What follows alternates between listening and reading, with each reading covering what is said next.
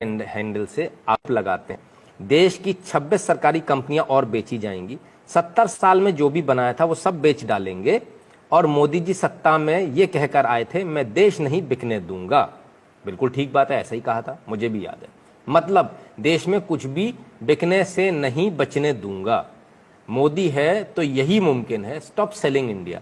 नीचे इन्होंने एक ट्वीट को ट्वीट किया। वो ट्वीट डिसइन्वेस्टमेंट से रिलेटेड है, डिसइन्वेस्टमेंट का। ठीक है, क्लियर है। वेदर कवर इंडस्ट्रियल्स, धन्यवाद बहुत बहुत आपका कंट्रीब्यूशन के लिए। तो ये आप देखिए, डिसइन्वेस्टमेंट को लेकर इन्होंने बोला कि ये चीजें बेच रही है सरकार। अच्छी बात है, इसमें कोई दो राय नहीं है कि भारत सरकार डिसइन्वेस्टमेंट कर रही है, इसमें कोई दो राय नहीं है, ये बिल्कुल सच है, इसमें कहीं भी गलत नहीं है। लेकिन डिसइन्वेस्टमेंट को देश बेचना कहा जाता है क्या? डिसइन्वेस्टमेंट को देश बेचना कहा जाता है तो चलिए हम थोड़ा सा आपको एक सरकारी वेबसाइट पर ले चलते हैं।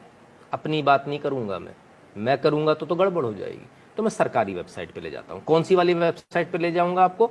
भारत सरकार के 3 शेयर वाली। इस सरकारी वेबसाइट का नाम है department of investment and public asset management. ठीक है, DIPAM.gov.in दिखा रहा हूं मैं आपको, और करीब से दिखा देता हूं। ठीक है, भारत सरकार की वेबसाइट दिखाऊंगा साहब, इसके अलावा नहीं। अब मैं 2009 और 10 की बात करूंगा डिसइन्वेस्टमेंट की। क्या है? Past disinvestment. कौन से फाइनेंशियल ईयर के? 2009 और 10 के। 9 और 10 में किसकी सरकार थी? सोनिया गांधी सरकार थी, मनमोहन सिंह सरकार थी। कितने डिसइन्वेस्टमेंट हुए जरा मैं आपको दिखाऊं तो जरा देख लीजिए। NHPC का डिसइन्वेस्टमेंट हुआ, name of CPSES, NHPC, oil India Limited, NTPC, rural electrification, NMDC।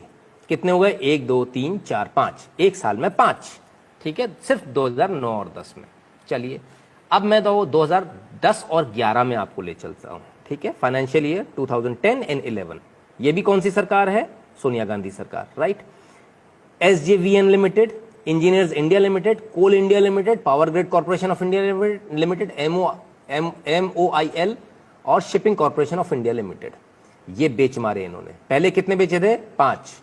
अब 6 7 8 9 10 11। कितने हो गए? 11। 2 साल में 11 पे पहुंच गई कहानी। चलिए थोड़ा और आता हूं आपके 11 और 12 में। वही सोनिया गांधी सरकार, मनमोहन सरकार। 12 हो गए थे, कितने हो गए थे? 11 हो गए थे, right. Power finance PFC limited and oil and natural gas corporation limited, इन 2 का इन्वेस्टमेंट और 12 13 हो गए। ठीक है साहब, और देखिए और कितने इन्होंने डिसइन्वेस्टमेंट किए, कितनी कंपनियां इन्होंने बेची। अब हम भी कहते हैं कांग्रेस ने भारत को बेचा था। अब 12-13 की बात करूंगा, 2012 और 13 में कितनी कंपनियां बेची। चलिए आ जाइए। NBCC Limited, National Building Construction Corporation Limited, Hindustan Copper Limited, NMDC Limited, Indian Oil India Limited, NTPC, RCFL, NALCO, SAIL. ठीक है, पहले कितने हो गए थे? मेरे ख्याल से 13 हो गए थे, 12 या 13 हो गए थे। 14 15 16 17 18 19 20 21। कितने हो गए? अब 21 हो गए, राइट। 2012-13 में अभी खत्म नहीं हुआ, क्योंकि 14 तक इनकी सरकार थी, 14 में मोदी सरकार आई है। तो जरा 13-14 तो ले लो। अब खोल रहा हूं 13 और 14 का चिट्ठा, और ये रहा 13 और 14 आपके स्क्रीन पर जो भरा पड़ा है। ठीक है, ये शुरुआत किसने करी? आ जाइए ऊपर से ले लेते हैं। ठीक है, कितने हो गए थे मुझे अब याद भी नहीं है। बहरहाल NHPC, Bharat Heavy Electrical Engineers India Limited, NMDC, Power Grid Corporation of India, CPSE exchange traded funded, Indian Oil Corporation, National Fertilizers Limited, MMTC, Hindustan Copper Limited, Indian Tourism Development Corporation Limited, State Trading Corporation और NLC Limited. ठीक है साहब, ये इतने सारे। अब वापस गिन देता हूं, 1 2 3 4 5 6 7 8 9 10 11 12 13। ठीक है, 13 और 14 15 16 17 18 19 20 21। ठीक है, 22 23। ठीक है, 24 25 26 27 28 29 30 31 32 33 34। 34 बार 2000। ये आंकड़े 2009 से अवेलेबल है हमारे पास में इस वेबसाइट के ऊपर। 2009 से पीछे के आंकड़े नहीं है, ये तो सिर्फ 2009 से बता रहा हूं, सिर्फ 2009 से 2013-14 तक। कितनी बार? 34 बार भारत को बेचा इन्होंने। अगर डिसइन्वेस्टमेंट को बेचना कहते हैं, कितने हद हो गई, हद है बेईमानी की। 34 डिसइन्वेस्टमेंट्स आपने किए, 34। और जब ये सरकार करती तो उसी डिसइन्वेस्टमेंट को आप कहते हो भारत बेचा जा रहा है। तब आपने तो 34 बार बेचा, सोनिया गांधी सरकार ने तो 34 बार बेचा देश को। तो देश को जवाब देंगे कि 34 बार क्यों बेचा। ये झूठ कब तक चलेगा। एक तरफ आप क्या शिकायत करते हो, रेल में जाते हैं तो सुविधाएं नहीं मिल रही। जब तेजस जैसी ट्रेन चलती है तो क्या बोलते हैं, रेलवे का प्राइवेटाइजेशन हो रहा है।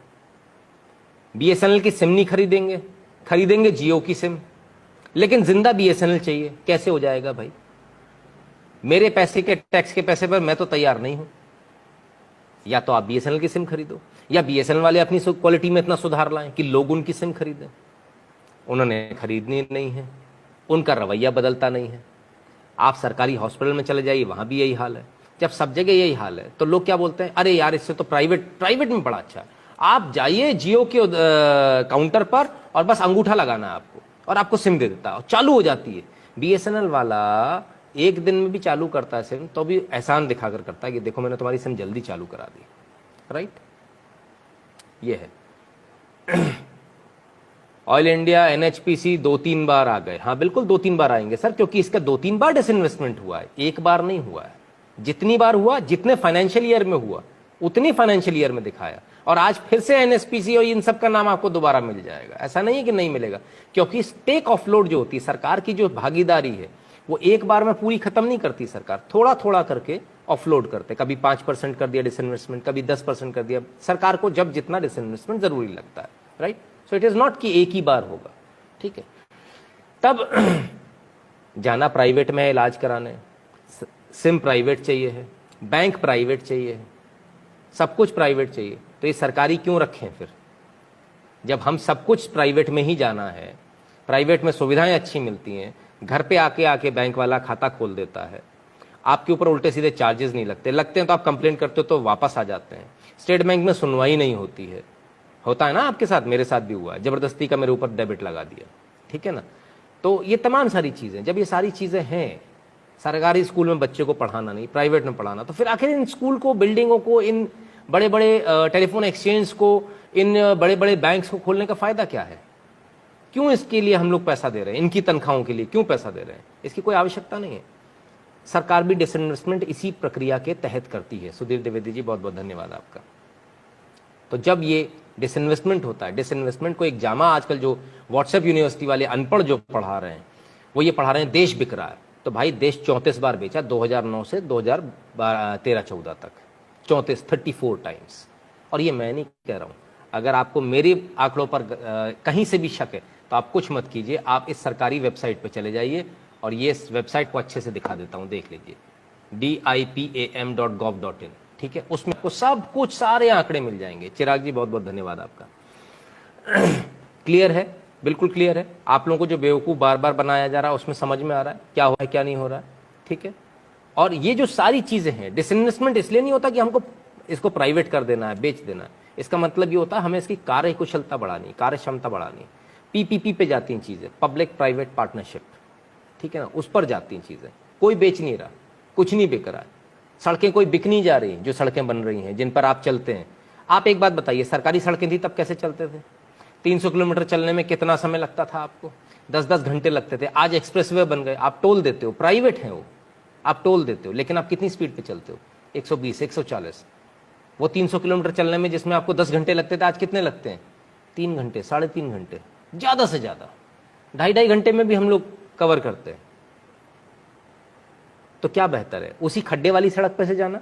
तो फिर ये एक्सप्रेसवे से क्यों जाते हो? अगर आपको एक्सप्रेसवे चाहिए तो आपको डिसइन्वेस्टमेंट करना ही पड़ेगा, आपको प्राइवेट ऑपरेटर्स लाने ही पड़ेंगे, आपको प्राइवेट हाईवेज बनाने ही पड़ेंगे, जो कि 20 साल बाद वापस सरकार के पास आ जाएंगे। आप टेंशन मत रखो, वो जीवन भर नहीं रखने वाले हैं। ठीक है ना, वो पीपीपी पे बने हुए हैं, उनका एक शेड्यूल होता है, एक टाइम पीरियड होता है, जितने टाइम पीरियड पे वो उसे इस्तेमाल कर सकते हैं, उसके बाद उनको सरकार को देना होता है। सोमेश्वरानंद सरस्वती जी बहुत बहुत धन्यवाद आपका। तब बहुत क्लियर है, एकदम साफ हो जाता है कि आपको व्हाट्सएप यूनिवर्सिटी जो पढ़ाती है, व्हाट्सएप यूनिवर्सिटी आपको तमाम सारे व्हाट्सएप पर आपके पास में मैसेजेस आएंगे, जितनी जगह से आपके पास मैसेज आए हों कि मोदी देश को बेच रहा है, ये वीडियो जरूर दे दीजिएगा उनको, वापस ले जाकर पकड़ा दीजिएगा।